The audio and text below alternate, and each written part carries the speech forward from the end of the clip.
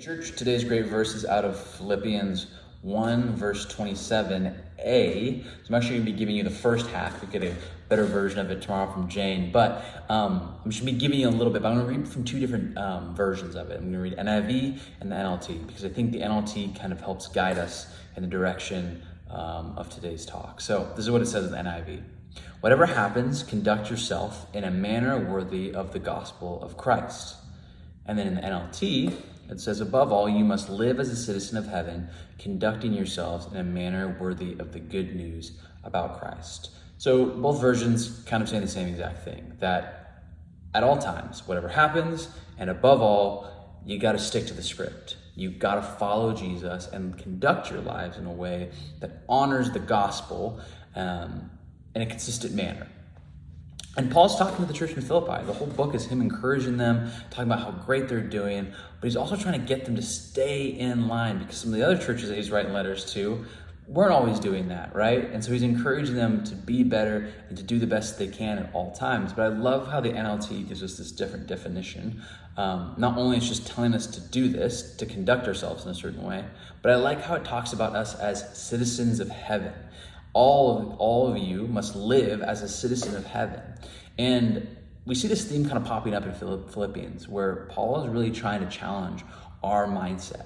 And we all know what it means to be a good law-abiding citizen. We pay taxes, we follow traffic signals, you vote and you participate in local government, and you do all those things that a good citizen would do, right? But it's also hard to think of things in this context of a citizen of heaven, because that's not here and now.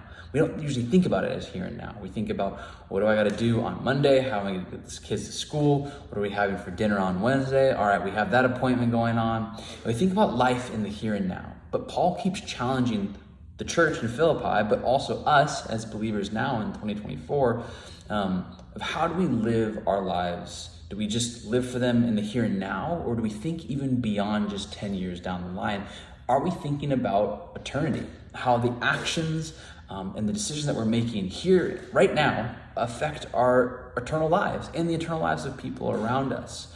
And so Paul keeps on challenging our mindset of, like, where is our heart lying? Is it just here on earth with the current state of affairs and the issues that we face day to day, which are important, but are we also thinking with this mindset beyond what is here as citizens of heaven?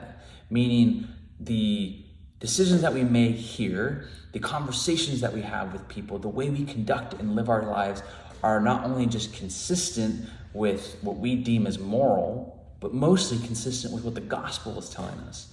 That the lives we live here at church on Sundays or on Wednesdays or whenever we attend, or when we're sitting at home watching these videos over a screen, are those lives consistent?